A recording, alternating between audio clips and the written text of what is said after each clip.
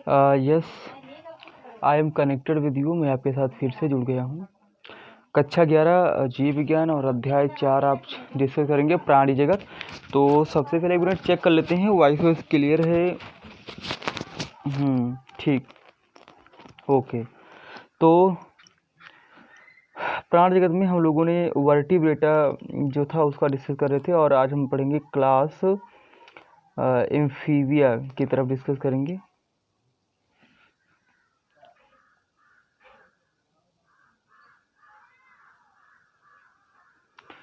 देखिए, परिस्थितिकी पाठशाला ही इंसान को वास्तविक शिक्षा देती है।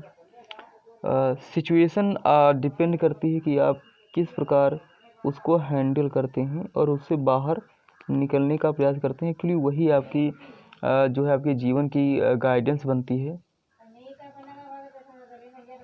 अगर हम चैप्टर की बात करें यानी क्लास यानी वर्ग, एम्फीबिया यानी उभयचर है। देखिए, जैसा कि नाम से ही इंगित है, जो एम्फीबिया है वो दो ग्रीक भाषा के दो शब्दों से मिलकर बना हुआ है। पहला शब्द जो है वो एम्फी है। एम्फी का मतलब होता है दो, है ना। एम्फी का मतलब होता है दो, और बायोस का मतलब होता है जीवन, यानी ऐसे जीव जो दो जगह जीवन व्यतीत करते हैं, एक तो स्थल पे और दूसरे जल पे। दोनों जगह जो है रहने में सक्षम होते हैं, तो इस वजह से इनको जो है नाम एम्फीबिया दिया गया। और इनमें अधिकांश में दो जोड़ी पैर होते हैं। सिर अगर की इनका शरीर की अगर बात करें तो सिर और धड़ में, यानी हेड और जो होता है धड़, उसमें जो है विभाजित होता है। कुछ में पूंछ जो होती है यानी टेल उपस्थित होती है और कुछ में नहीं भी होती है। अगर उभयचर की बात करें तो इनकी, चूँकि ये पानी में ही रहते हैं, इस वजह से इनकी जो बाहर की जो त्वचा होती है वो सल्क रहित होती है और नम भी होती है। नेत्र की बात करें तो पलक वाले होते हैं, यानी जो नेत्र होते हैं उनमें पलक पाए जाते हैं। क्योंकि पानी में रहेंगे तो वो उसको जो है चढ़ा लेते हैं, है ना। और बाह्य कर्ण की जगह इसमें कर्णपटल पाया जाता है। अब चूँकि पानी में रहेंगे भैया, अगर कान पाए जाएंगे ना, है ना, कान पिन्ना अगर पाए जाते हैं तो पानी भर जाएगा इनके कानों में, तो इनको सुनाई नहीं देगा। तो इस वजह से क्या करते हैं, इनके जो ईयर होते हैं उन पे कर्णपटल पाया जाता है। और आहार नाल, मूत्राशय और जनन पथ एक कोष्ठ में खुलते हैं, यानी इनके लिए एक कामन पोर होता है जिसको हम अवस्कर कहते हैं। अरे यार एक मिनट, अवस्कर कहते हैं, और जो बाहर की ओर खुलता है। श्वसन की बात करें, रिस्पायरेशन के लिए इसमें क्लोम यानी गिल्स भी पाए जाते हैं, कुछ में लंग्स भी होते हैं, और कुछ जो होते हैं श्वसन वो त्वचा के द्वारा भी कर लेते हैं श्वसन। अगर हम हार्ट की बात करें तो इसमें जो हार्ट होता है भैया जी, वो हार्ट में 3 चैम्बर पाए जाते हैं, जिसमें 2 एट्रियम होते हैं और एक वेंट्रिकल होता है। ये असमतापी प्राणी हैं। बोले तो पोइक्लोथर्मस, यानी अगर ये टेम्परेचर के हिसाब से अपना एडाप्टेशन करते हैं। अगर टेम्परेचर जो है कम है तो ये बिलों में छिप जाते हैं, और इस प्रक्रिया को जो हाइबरनेशन कहते हैं। और जब ये गर्मी की वजह से छिपते हैं तो इसको हम एस्टिवेशन कहते हैं। ये आपके जब आप कोई नीट या CPMT, या हालांकि CPMT तो हुई रहा ही नहीं, अब तो नीट ही हो गया। अगर आप कोई कॉम्पिटिटिव एग्ज़ाम देते हैं तो उसमें इस प्रकार के क्वेश्चन पूछे जाते हैं। तो नर और मादा जो होते हैं वो अलग अलग होते हैं।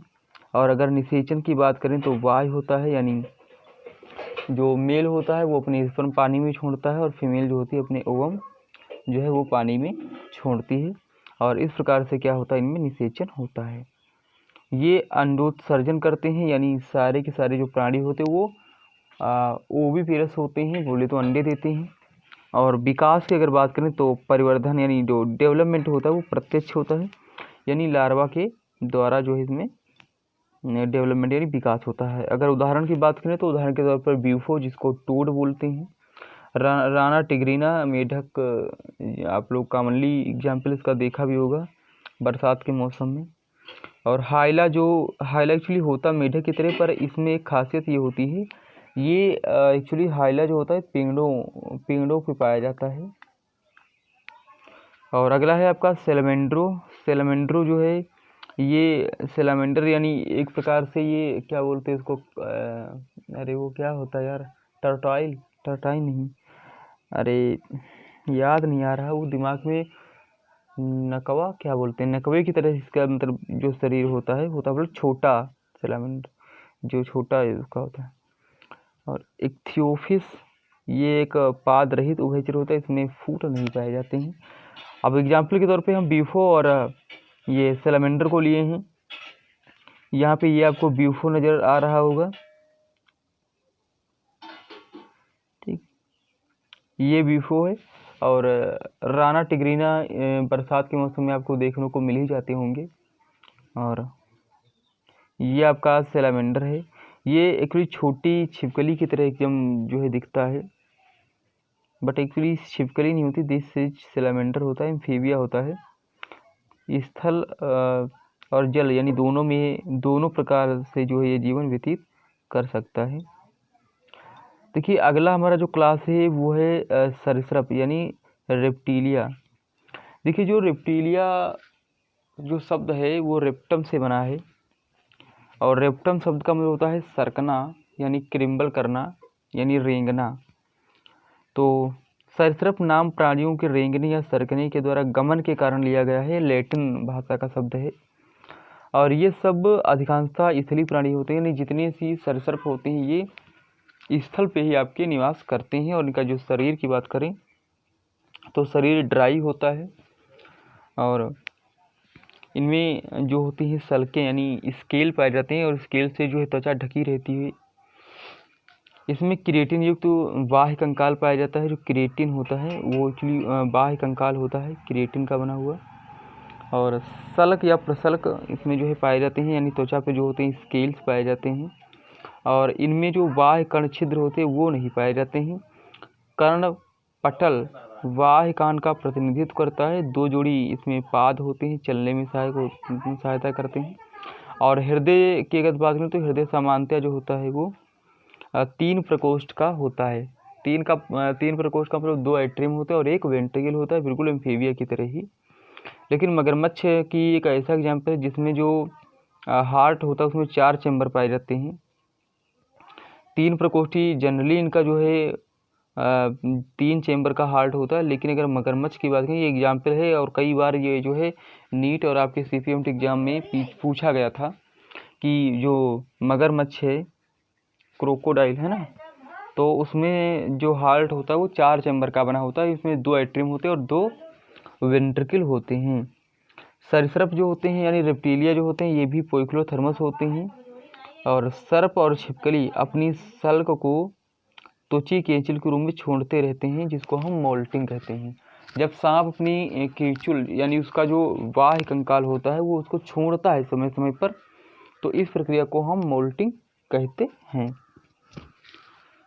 और लिंग जो होते हैं वो अलग अलग होते हैं, यानी मेल जो होता है वो अलग प्राणी होता है और फीमेल वाला अलग होता है।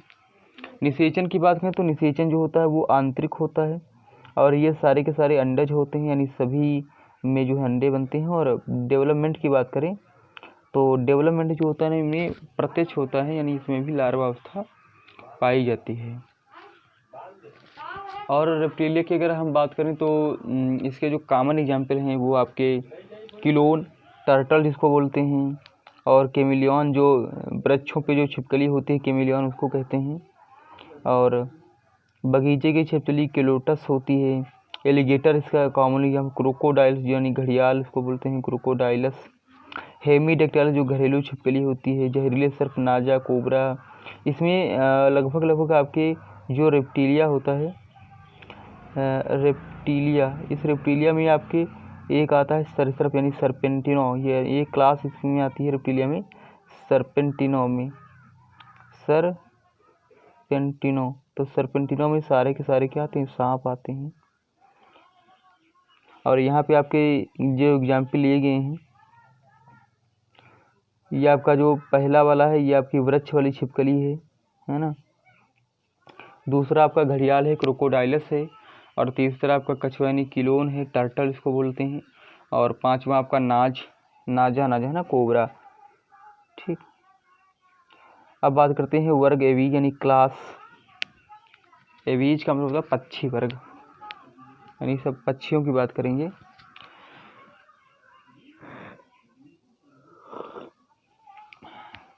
तो भाई आप चाय वाय पी चुके होंगे,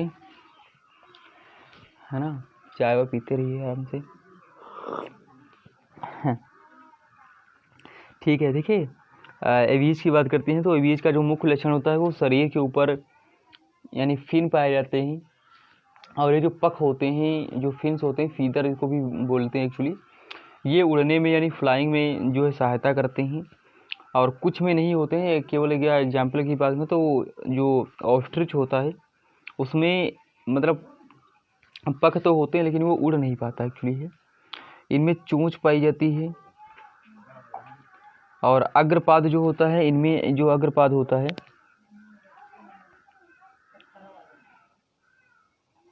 तो अग्रपाद जो होता है यानी जो फोरलिम्ब होता है वो मॉडिफाइड होकर पख में जो है कन्वर्ट हो जाता है, बदल जाता है।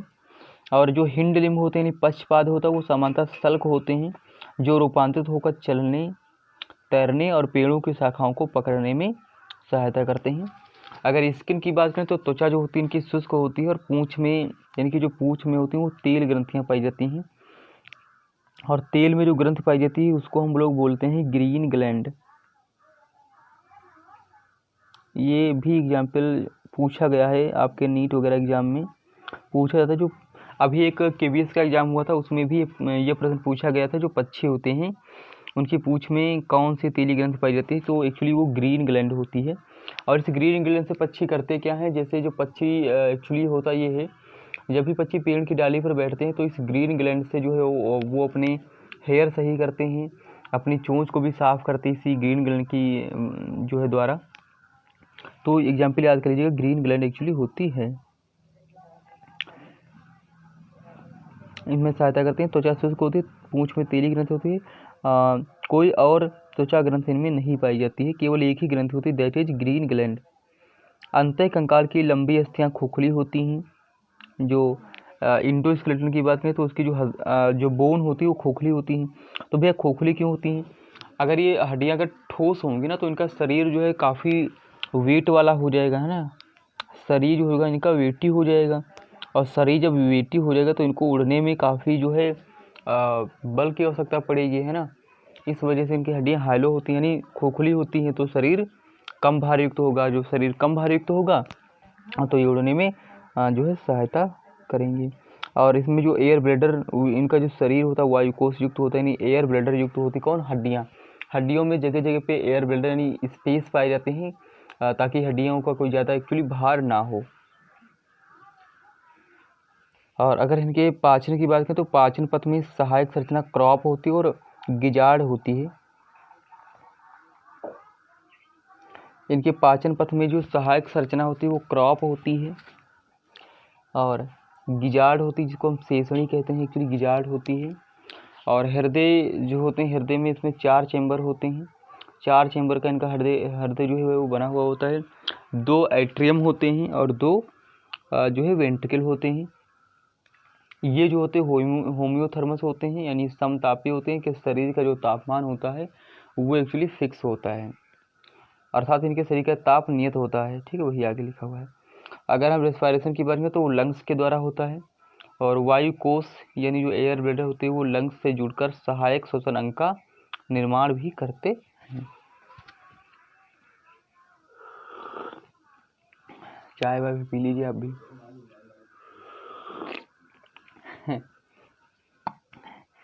उदाहरण की अगर बात करें तो आपका कवर्स यानी कौवा, और कोलंबा यानी कपोत होता है, और सिटकुला यानी तोता, और स्ट्रियो यानी ऑस्ट्रिच आपका इसमें आता है, पेवो मोर, और एडियोनिटिस पेंगुइन आती है। इसमें पेंगुइन बहुत एक अच्छा एग्जाम्पल है।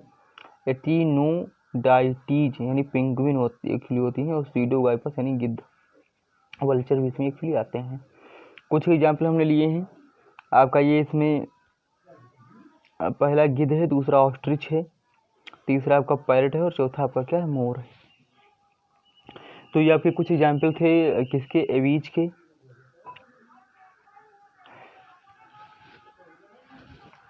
तो जी हाँ, बायोलॉजी फाउंडेशन हमारा यूट्यूब चैनल है, और यदि आप हमारे चैनल को सब्सक्राइब कर लेते हैं तो सबसे पहले एक्चुअली जो हमारी जो क्लासेस होती हैं वो यूट्यूब पर ही अवेलेबल होती हैं।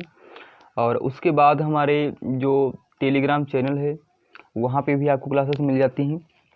तो टेलीग्राम चैनल का भी लिंक हम आपको कई बार दे चुके हैं, वहाँ पे आप ज्वाइन कर सकते हो। और इसके अलावा हमारे जो ये वीडियो लेक्चर हैं एक्चुअली ये आपके फेसबुक पर भी अपलोड हो जाते हैं। इनका लिंक आपको फेसबुक पर भी मिल जाता है। और इसके अलावा देखिए आप हमको 3 प्लेटफार्म पे सर्च कर सकते हैं। एक तो हमारा यूट्यूब चैनल है, दूसरा जो है एक्चुअली हमारा टेलीग्राम चैनल है, बायोलॉजी फाउंडेशन के नाम से सर्च करोगे तो वो भी आपको मिल जाएगा। और तीसरा जो है वो आपका फेसबुक है, वहाँ पे भी आपको लिंक मिल जाते हैं। तो कुल मिला के 3 जगह हमको आप सर्च कर सकते हो। लेकिन सबसे इम्पॉर्टेंट बात यह है कि जो बायोलॉजी फाउंडेशन यूट्यूब चैनल है सबसे पहले आपको वीडियो यहीं मिलते हैं। तो इस चैनल को सब्सक्राइब करके बेल आइकन को भी आप ऑन कर लीजिए ताकि आपको समय से नोटिफिकेशन मिलते रहें।